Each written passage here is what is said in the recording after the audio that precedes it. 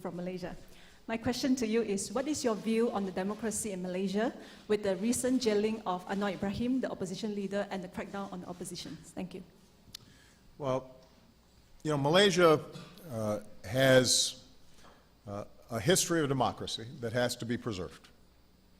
And I have a very good relationship with Prime Minister Najib, and we are close partners in cooperating on a whole host of issues. I think that Malaysia, like all our countries, not just ASEAN countries, but countries here in the United States, have to recognize that democracy is not just elections, but it's how open and transparent and accountable government is between elections. And it's important that free speech, freedom of the press, an independent judiciary, the right to assemble peacefully, that all those rights are observed to make democracy work. So as a general rule, I don't comment on even individual cases in this country, much less another country, because I think it's important for the legal system to work.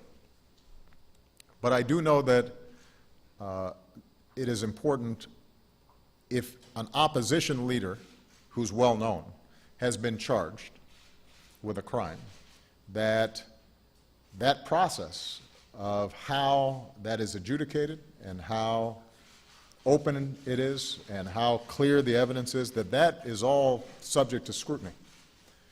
Because what you don't want is a situation in which the legitimacy of the process is questioned. That has an adverse impact on democracy as a whole. And I think we all have to guard against making sure that there's not a chilling effect on potential opposition in government. So, as I always point out, democracy is hard. I mean, I think that many of the things that are said about me are terribly unfair. But the reason American democracy has survived for so long is because people, even if they're wrong, have a right to say what they think. George Washington, our first president, he complained terribly about some of the foolishness that was said about him. But part of the reason he's considered one of our greatest presidents is because he set an example of recognizing that if democracy was to work, then you had to respect the rights of even those people who you disagreed most with. Because otherwise, there's no way that a democracy can flourish over the long term. So these are things that I've said publicly when I was in Myanmar, when I was in Malaysia, rather. I had an opportunity to meet with some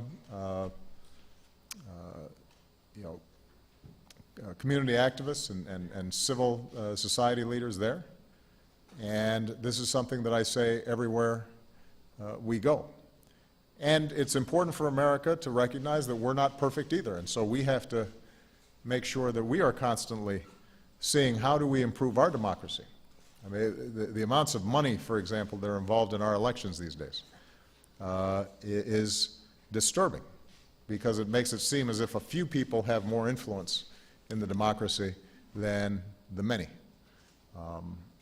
And so I will continue to speak out about these issues, even with friends. Maybe sometimes we are even more willing to say something when it's friends, because we know that they can do better.